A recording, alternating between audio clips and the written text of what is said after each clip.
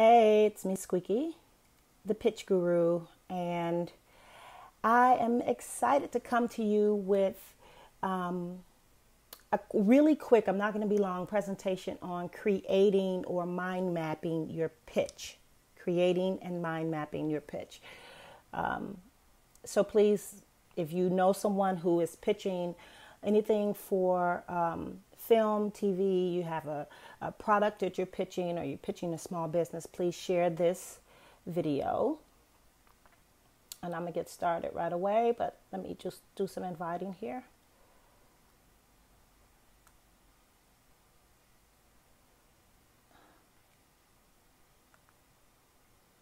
Okay. Hey, Nikki. So, Nikki, I'm going live to talk to people about how to create your pitch. And so feel free to invite anybody to this live.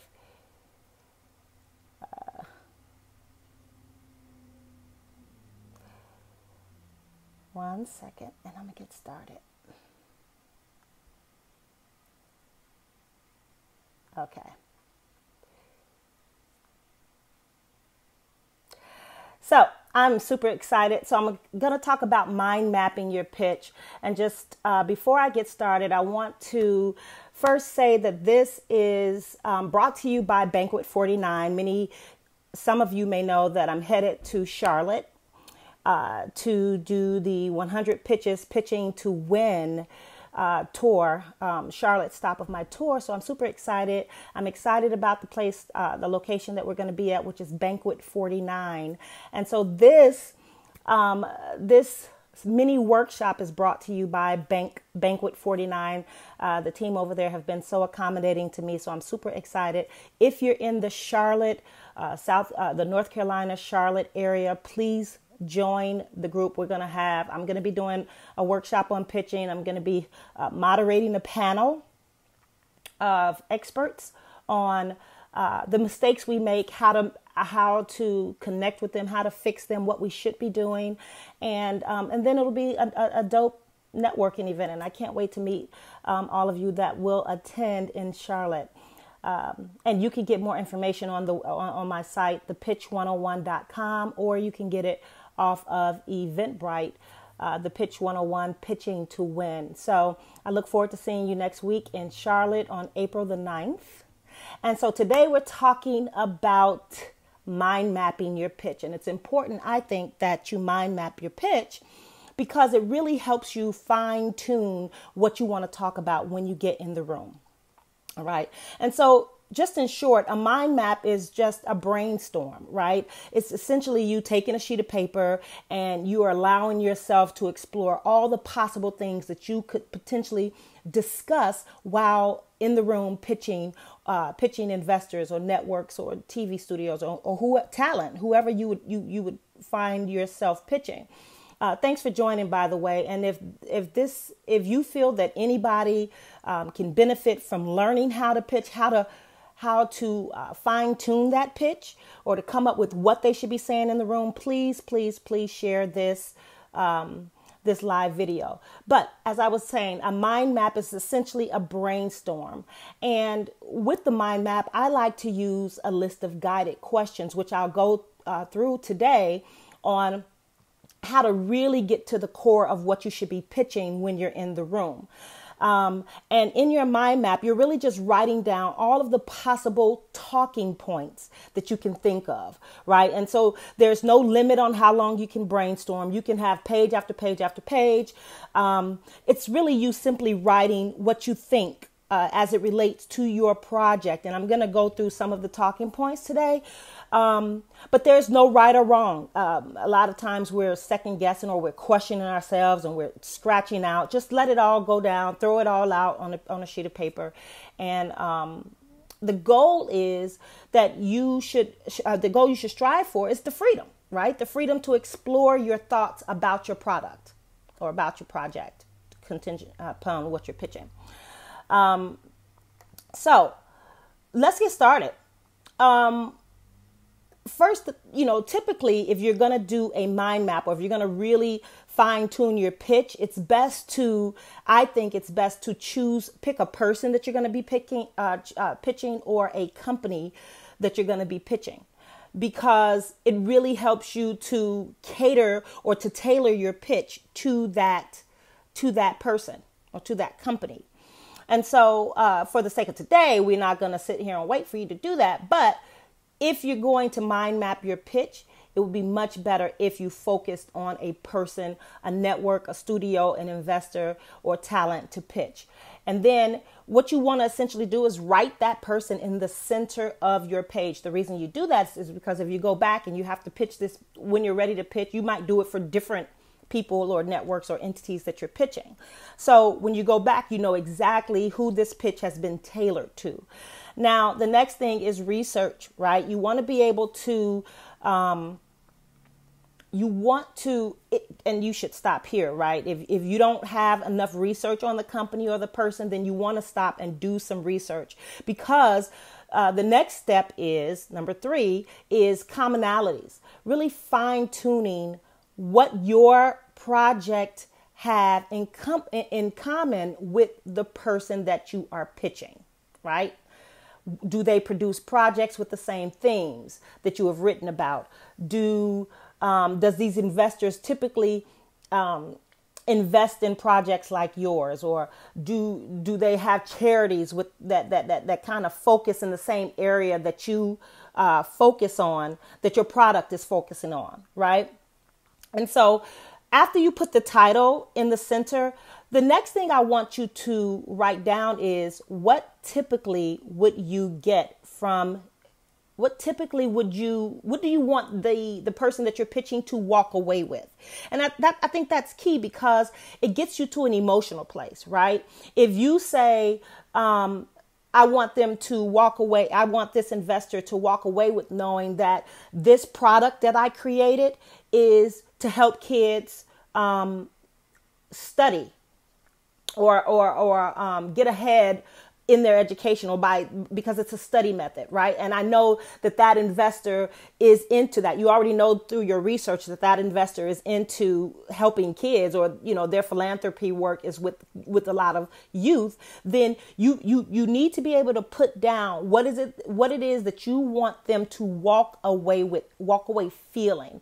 If you have a film, and this is something that I wrote in my book, 100 pitches, mistakes I've made so you don't have to. But for instance, I want the buyer to understand what it's like to want to take your life, right? Let's say if I have a mental health piece, which I do, if I'm pitching that, then I want the person to understand what that's like to want to take your life, right? Or I want them, when they walk away, I want them to have that understanding. Or I want the actor to connect to Mary's loss of a child, right? If I'm pitching Taraji, I mentioned her because she just came out. I mean, she's just in acrimony. But if I'm pitching Taraji, then I want her to connect to the loss of a child, or something like that, or what it would be like to potentially lose a child. So you want to put that emotional piece in there, because as you start brainstorming your pitch and as you start practicing your pitch, you're always looking at that through line. You're always looking at the end goal, what you want them to walk away with. And your whole pitch is then going to be geared towards them walking away with that end goal. And so, the next thing, after you have done your research, after you have figured out the commonalities, right? What do they have in common with my product, with my project, right? The next thing, if it's a film, you want to write down some plot points. What are the plot points you absolutely must discuss, right? You absolutely have to discuss.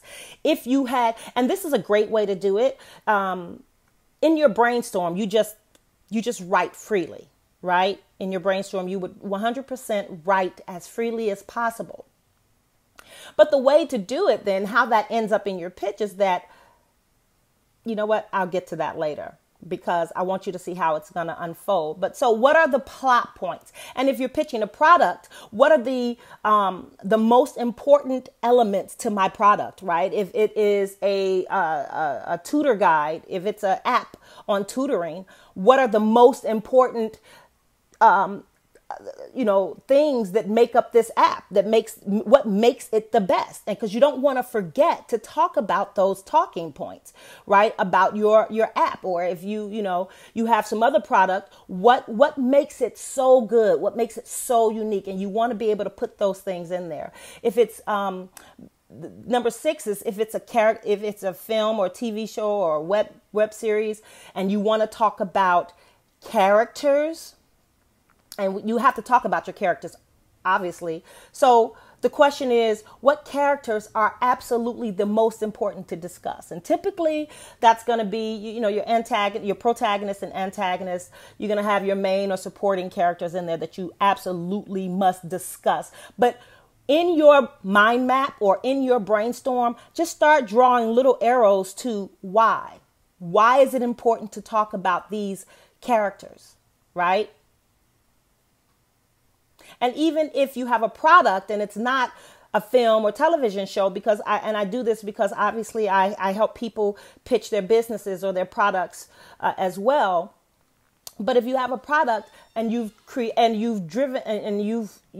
out those absolute important elements that you must talk about, then if you draw a little line in your mind map, right? Then you want to be able to say, well, why? Why must I talk about this? Because it helps you to remember why you're mentioning this, right? And so you want to be able to put that down too. Another one of the guided questions that you should think about are themes. What are the themes in your project, right? What are the universal things? What are things that people will connect to in your project? What will people connect to, right? If it's a product, and your target market, what will people connect to? What will people want about it? What will people need about it? Why will people buy into it? But as far as themes are concerned, if you're writing a film, TV show, web series, what are the themes in your project? And you just brainstorm all of those themes that people connect to. And the reason that's important is because if you're dealing with let's just say you're dealing with rape, right? That's the subject matter. That's the theme in your film or your TV show. And it's around rape, right? I've never been raped, so I can't necessarily connect to that. But what can I connect to? What are those universal themes? Is it feeling, the fear of maybe going outside, or I don't even know, but what are those universal themes that you can connect to, that everyone can connect to emotionally? So you want to come up with the themes. Number 8, why will they connect? Why do you think people will connect to these themes? If you have a product, why do you think people will connect or like these different elements about your app or your